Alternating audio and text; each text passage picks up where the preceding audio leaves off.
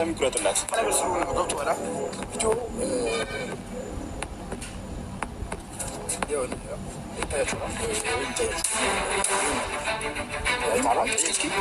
ሰላም ጤና ይስጥልኝ ውድ የተከበራችሁ ቤተሰቦች እንዴት ናችሁ? ነው ያለው እግዚአብሔር ይመስገን። ቤተሰብ እንግዲህ የሩታና የሄርሜላ ነገር ዓለምን አይደለም ሀገርን ሳይሆን ዓለምን እያዞረ ነው የሚገኘው ማለት ነው። አብርሽ ግን ተው።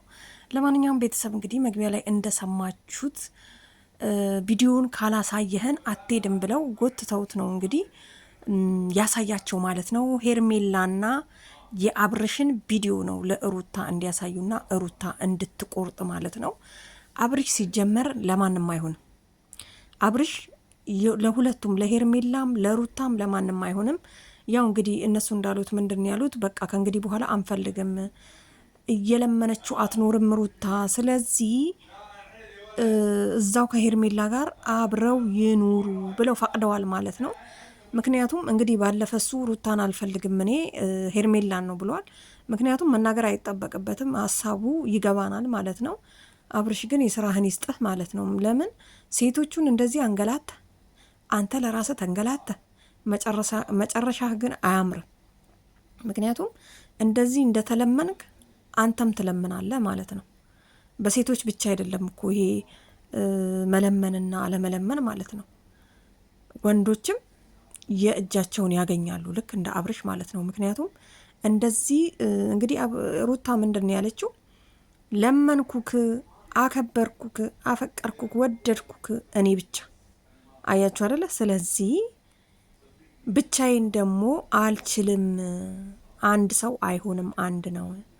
ሁለታችንም የጋራ ነው ፍቅር። እንግዲህ ያው ታውቃላችሁ። ምክንያቱም አንድ ሰው ብቻ የሚያደርገው ነገር አይደለም። አንድ ሰው በወደደ ብቻ አይሆንም። በተለይ ደግሞ ሴቶችን ወንዶች ሲወዱ ይሻላል እንጂ ሴት ልጅ ደግሞ ወንድ ልጅ ወዳ ተለማምጣ መኖር ይጠበቅባታል ብዬ አላስብም።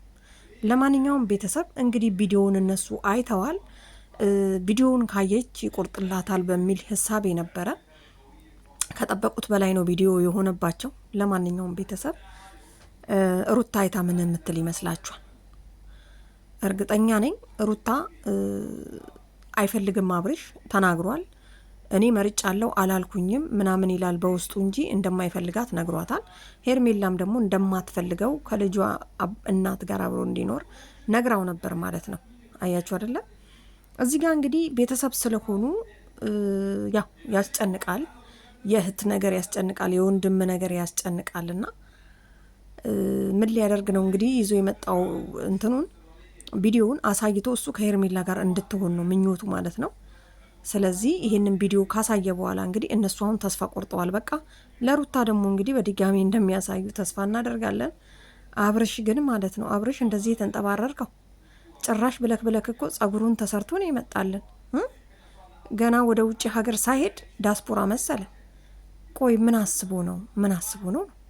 ስለዚህ አሁን ደግሞ አብርሽ እኔና ሩታን ቦን ማለት ነው እኔ ልጄን ከእንግዲህ በኋላ ራሴ ብቻዬን አሳድጋለሁልና ሩታን ቦን ሄርሜላም በቃ አልፈልገውም ብላለች። ስለዚህ ሄርሜላ አልፈልገውም ብላ አብርሽ ሩታ ጋር ቢሄድ እኔ ሩታን ቦን አልቀበለውም። ምክንያቱም ሄርሜላ ፈልግሃለሁ ብላው ቢሆን ኖሮ እዛ ነበር የሚሄደው ማለት ነው። ባጣ ቆየኝ ነች እንዴ? ስለዚህ ሴቶች ራሳችሁን ማስከበር አለባችሁ የሚል ነው አካሄዱ እንግዲህ እና አብርሽ እንግዲህ መጨረሻውን ያሳምረው ለማለት ነው።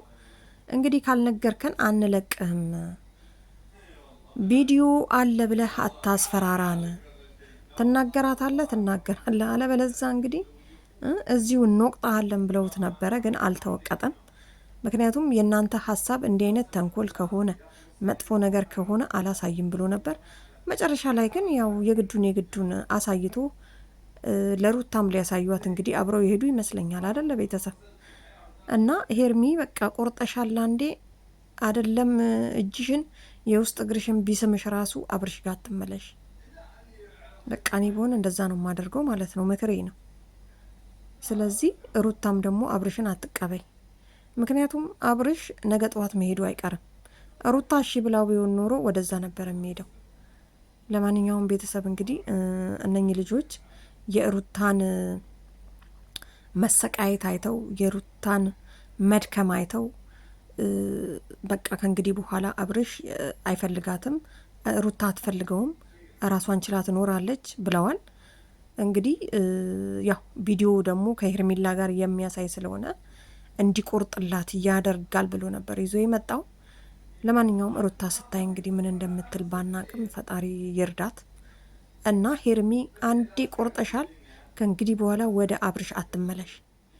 አይደለም ሽማግሌ ለምን አይደለም የሀገር ሽማግሌ ለምን የዓለም ሽማግሌ ሰብስቦ አይመጣም ማለት ነው። ስለዚህ አብርሽ ለሴት አይሆንም፣ በቃ የሆነ ልምጥምጥ ነገር ማለት ነው። ስለዚህ እሱ እንደዚህ እንደኮራባችሁ እናንተ ደግሞ መኩራት አለባችሁ በተራችሁ በቃ። ምክንያቱም ሴት ልጅ ጀግና እንደሆነች፣ ሴት ልጅ ስልጣን እንዳላት፣ ሴት ልጅ በራሷ እንደምትኮራ፣ ሴት ልጅ የፈለገችውን እንደምታገኝ አድርጋችሁ ነው ማድረግ ያለባችሁ ማለት ነው። ምክንያቱም ትምህርትም ስለሚሆን። ለማንኛውም ቤተሰብ የዛሬ ቪዲዮአችን ይህንን ይመስላል ማለት ነው። ይመቻችሁ። ለማንኛውም ሄርሚ በሀሳብሽ ትጽኚ።